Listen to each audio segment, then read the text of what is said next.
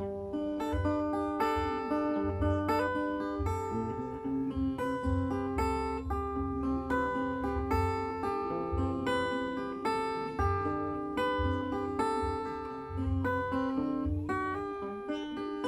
hand fits in mine like it's made just for me.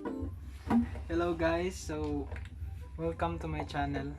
So sa video ito guys, ituturo ko po sa inyo yung mga guitar tips na natutunan ko at kung paano gumawa ng sariling fingerstyle.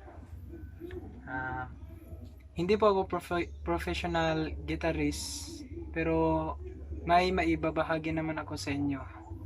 Pasensyahan nyo na lang po guys yung pagtatagalog ko kasi hindi masyadong accurate. Bisaya po kasi ako guys. Share ko lang. So, simulan na natin guys. Magsisimula tayo sa standard tuning. Dapat alam nyo to guys, yung standard tuning guys. Yung bawat string nito guys, may notes po to guys. Tinatawag na notes. Ito yung 6th string or also known as E or lower E. 5th string also known as A. 4th string also known as D. 3rd string also known as G. Then 2nd string also known as B. Then 1st string also known as E or higher E. Magkapareho lang to guys. Higher E lang to, tas lower E to guys. Dapat alam nyo yan guys. So simulan na natin sa sa chords guys. Ito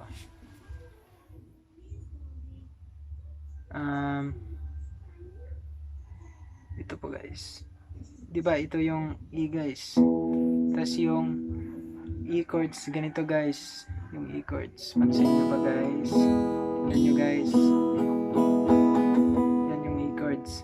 Tas pag ganito, pag na-move mo yan ng isang fret, F na siya guys. Tignan nyo guys, E. Pag na-move mo to guys ng isang fret, tas ganito, parang ganito lang yan guys, oh. E chords. Move mo lang ng isang fret, F. Then move mo pa F sharp or yung number sign guys or hashtag. Ito explain ko sa inyo guys. Ito E, diba ito yung E guys, lower E. Tapos kasunod ng E, F, then F sharp, G sharp, A sharp, B, C sharp, D sharp, tas E guys. 12 fret yung E. Pareha lang sila guys. Kalimutan ko ano yung tawag dito sa pag umabot ka ng 12 fret guys. Comment lang ninyo sa baba guys kung alam nyo. Then ang walang sharp, napansin nyo ba guys, yung walang sharp or number sign or hashtag, ito yung E at B. Ito guys, pagkatapos mo ng E, diretso ka na ng F. Diba wala ng E sharp guys, gets nyo guys? Ito guys, E, tapos F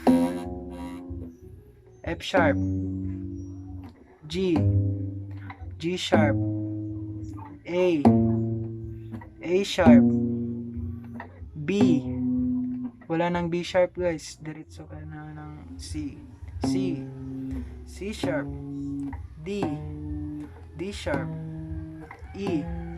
Yan guys. Tignan nyo, i-search nyo yan guys para ma-memorize nyo guys. Dapat familiarize nyo itong mga notes bago kayo gumawa ng fingerstyle guys. Para madali lang guys. Same din sa ibang string guys. Dito sa A, 5th string. Tingnan nyo guys ha. A, A sharp, B, walang B sharp, C, C sharp, D, D sharp, E, walang E sharp, F, F sharp, G, G sharp, A. Gets nyo na ba guys? Comment nyo lang guys kung na-gets nyo na. Then, ito guys. Same din dito sa D. D. D. D sharp. E. Walang E sharp. F. F sharp. G. G sharp. A. A sharp. B. Walang B sharp. So C. C sharp. D. D. Yan guys, sana na-gets nyo guys yung notes guys.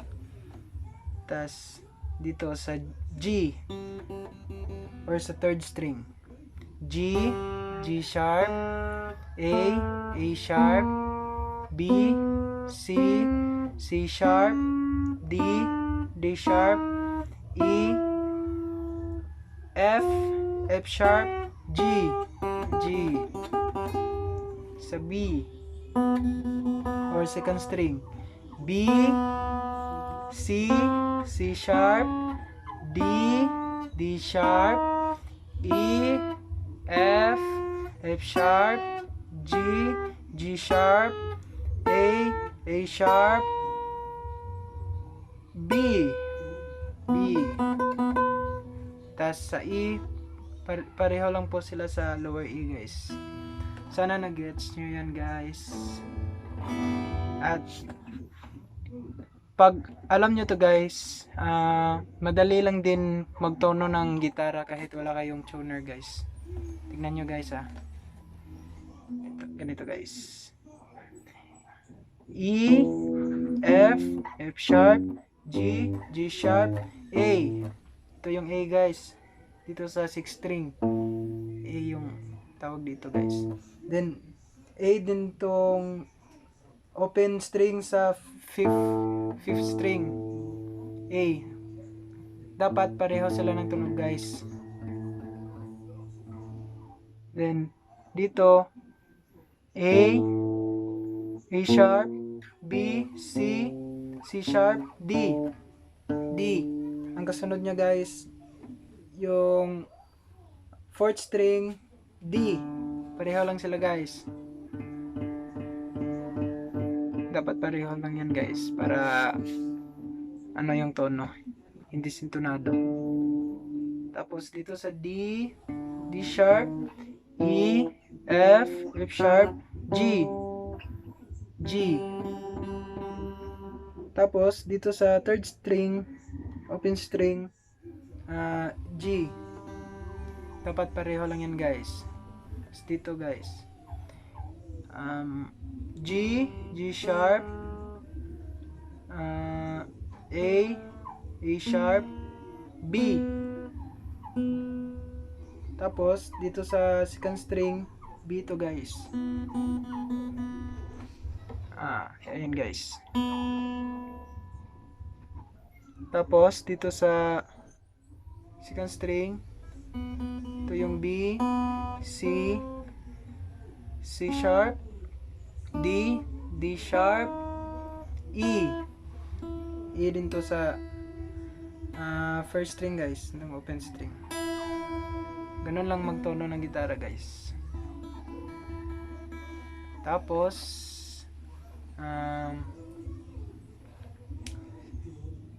simulan na po natin sa kung paano gumawa ng sariling fingerstyle guys. Una, dapat kabisado mo yung kanta guys. Dapat kabisado mo yung tono ng kanta guys para madali mo lang magawa ng fingerstyle. Pangalawa guys, dapat alam mo yung chords ng kanta guys. Kapag hindi ka marunong kumapa guys, search mo na lang yung chords guys. Then pangatlo guys is ito guys. Example sa kantang When I Look at You. Ito guys. Ito yung chords guys. Intro guys. Ito guys. C.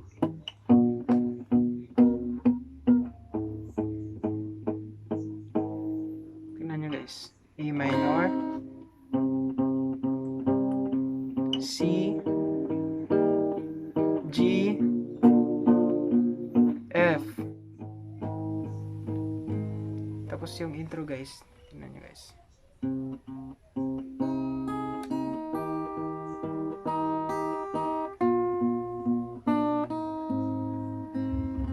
Yun guys. Dapat alam nyo yung chords guys. Tapos sunod niyan guys ay nasa sa inyo na po yan guys kung uunahin nyo yung bass guys. Ganito guys. Sample guys. C.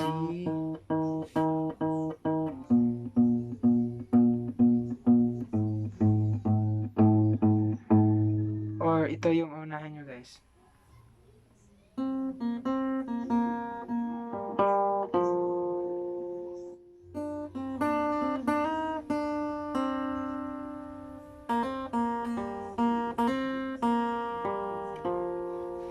Guys, madali lang yan hanapin yung ano niya guys, parang mga notes niya guys. Tingnan nyo guys, nandyan lang yan sa chords guys.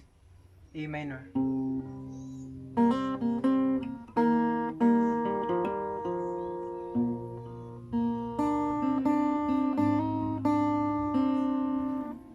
Dapat alam nyo yung chords ng buong kanta guys. Tapos pag alam nyo na yung chords guys, alamin nyo din yung bass nyo guys.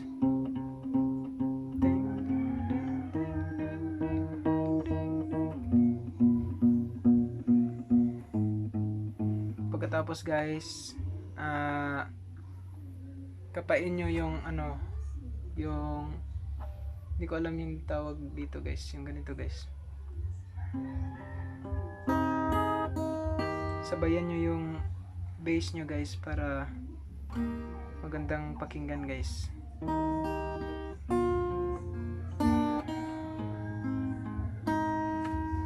Yan lang guys, simple lang yan guys, yung fingerstyle guys. Tapos ituturo ko po sa inyo yung dalawang harmonics guys sa pagigitara guys. Ito guys, ito na natural harmonics at tawag dito guys. Comment nyo lang pag mali ako. Ito guys, 12 string guys. Ito 12 string. Tingnan nyo guys Tapos hindi nyo ididiin yan guys. Tingnan nyo guys. Tingnan guys.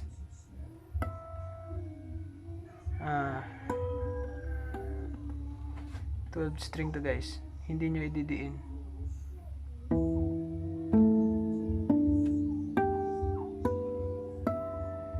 Then sa 7 string, 7 fret, 7 string. sorry guys. 7 fret dito.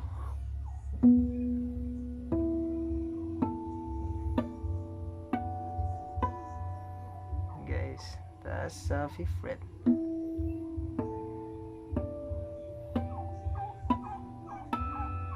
Yun guys, sa harmonics guys.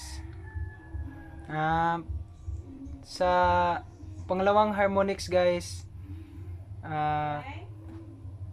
wait lang guys.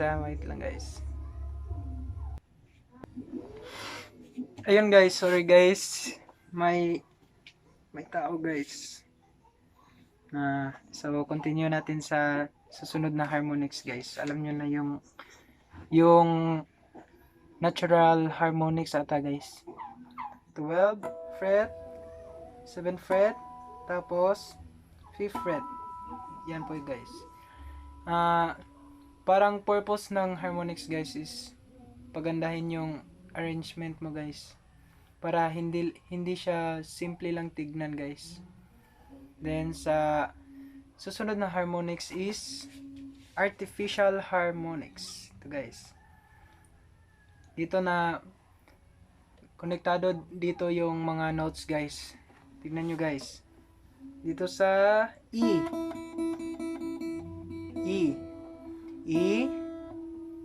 F, walang E sharp, F sharp, G sharp, A sharp, B, walang B sharp, so C sharp, D sharp, E. Ganito lang gagawin natin guys. Tignan nyo guys. Hindi nyo to ididiin guys sa 12th fret. Magkapareho lang yung notes nyo guys. E, tas dito E, open string, E. Tapos ganito lang guys. Parang kalabitin ba yun? Ganito guys. Tingnan nyo guys. Ganun lang guys. Dito guys. Ito guys. Ganito guys. Then pag dito mo sa first fret inilagay, tingnan nyo guys, first fret, ang notes po nito ay F, diba? E, tapos F, tapos hanapin mo dito yung F dito. So 12 string E, natandaan nyo ba guys? E yung 12 string, tapos sa 13 string ito yung F. So dito kayo tignan nyo guys, first string, tapos yan guys, huwag nyo idiin guys, dito lang ganyan lang, tapos parang kalabitin nyo guys. Hindi ko alam yung Tagalog ng kuhiton, murag kuhiton ba sa mga Bisaya dira. Dito guys, ganyan. Pag na-move mo ito sa 2nd fret, move ka din dito. Explain ko sa inyo guys parang ganito lang yan guys. Ito yung open string guys. Parang ito yung open string. Tapos open string, tapos first fret guys. Parang first fret to guys. Magkapareha lang sila ng nota guys. Yan yung advantage pag alam mo na yung mga nota guys sa gitara guys. Madali ka lang makakagawa ng fingerstyle guys. Tapos tignan natin guys yung pag lagyan natin ng harmonics yung arrangement ng, may arrangement ako dito sa when I look at you guys. Tignan natin guys sa intro.